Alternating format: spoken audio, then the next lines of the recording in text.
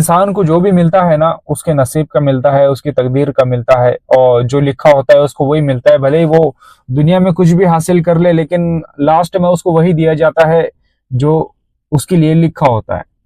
मैं कहीं जा रहा था अचानक से, तो मुझे एक छोटा पानी का बोतल लेना था।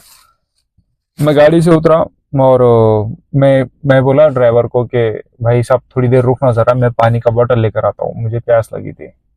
तो मैं जैसे ही पानी लेने के लिए एक दुकान पर गया, तो वहां पे एक बहुत स्मार्ट बंदा काम कर रहा था। उसको देख के ऐसा लग रहा था कि यार ये बंदा बड़ा एजुकेटेड है।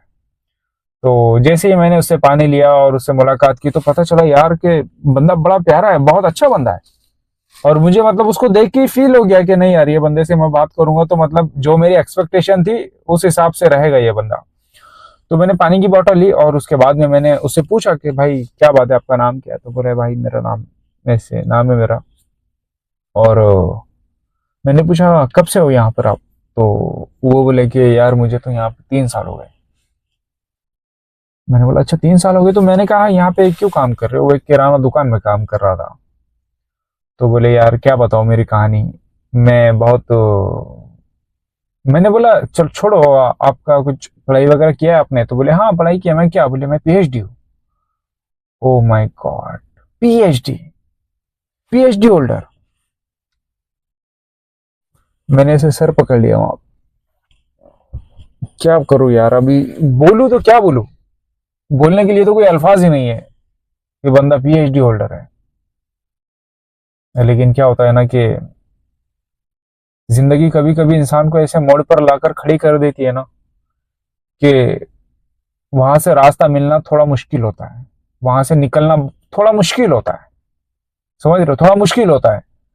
मैं समझ रहा था उस बंदे की सिचुएशन। लेकिन फिर क्या हुआ कि मैंने बात की उससे कि क्या हुआ असल में आपके साथ? तो बोले मैं एक यूनिवर्सिटी में पढ़ाया करता था वहां पे इंडिया में, और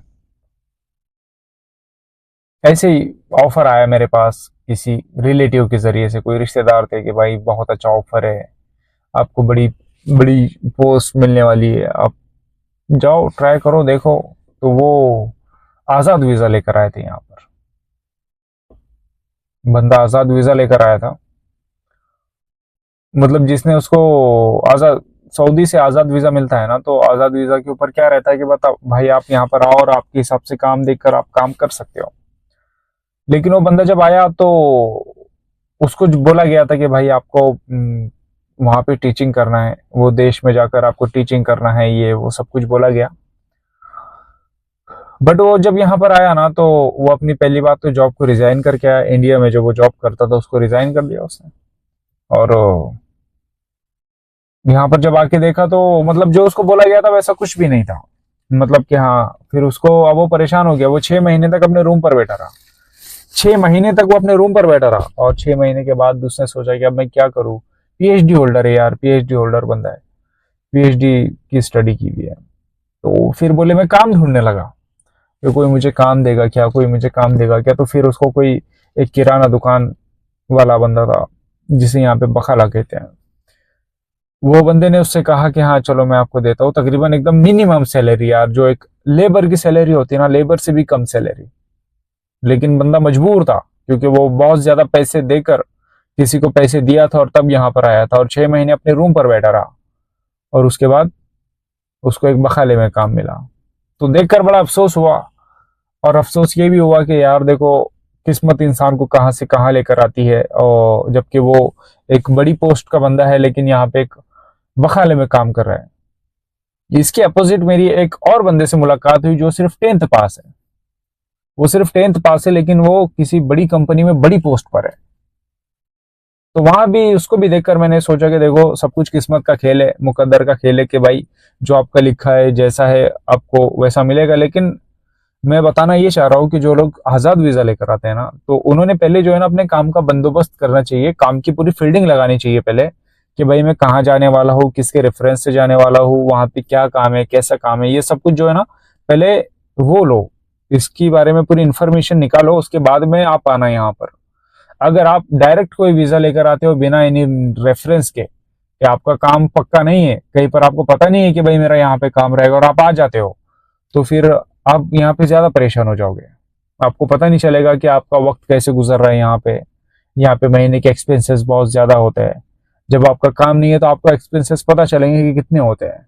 लेकिन जब भी आओ ना, भले ही आजाद वीजा लेकर आओ या कंपनी का वीजा लेकर आओ, तो थोड़ी इन्फॉर्मेशन करके आओ यार। एक पीएचडी वाला बंदा जब ऐसी जगह पे फंस सकता है तो फिर हम जैसे आम लोगों की तो बात ही अलग है।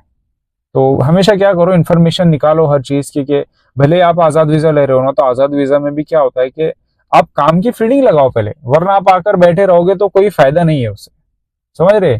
जो आपको आजाद वीजा देने वाला होता है ना, तो वो सिर्फ अपने फायदे का सोचता है कि भाई मैं इसको वीजा दे दूंगा तो मुझे इतना इतना कमीशन मिल जाएगा, फायदा मिल जाएगा।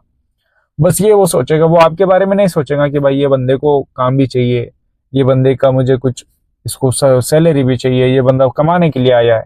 तो बहुत सारे लोगों के साथ में ऐसा भी हो जाता है। यहाँ पे बहुत लोग कम पढ़ाई करके आते हैं लेकिन उनको बड़ी बड़ी पोस्टें मिल जाती है। बहुत सारे लोग मीडियम पढ़ाई करके आते हैं लेकिन उनको अच्छी पोस्ट मिलती है।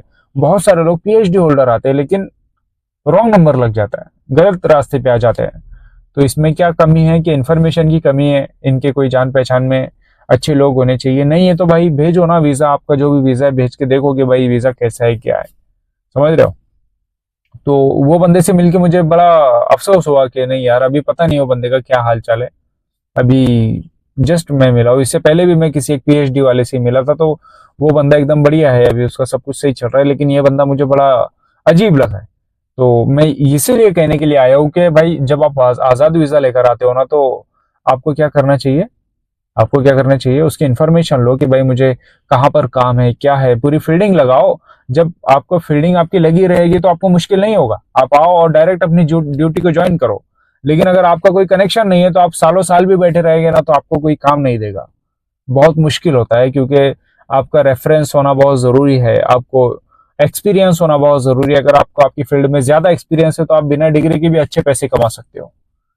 तो बस मैं यही बताने के लिए आया था कि जब भी कोई वीजा लोगे तो उसकी इन्फॉर्मेशन अच्छे से निकालो, पूरी A to Z निकालो कि भाई ये किसका है, क्या है, हम कहाँ जा रहे हैं, कौन है, किसके अंडर में क्या है, ये सब इन्फॉर्मेशन निकालोगे तो आपके लिए बेहतर रहेगा हमेशा। लेकिन अगर आप जल्दबाजी में आओगे कि भाई मुझे जाना है, मुझे जल्दबाजी करनी है, मुझे जल्दी से जाना है, मुझे जल्दी पैसा कमाना है, तो फिर ये आपके लिए गलत हो जाएगा।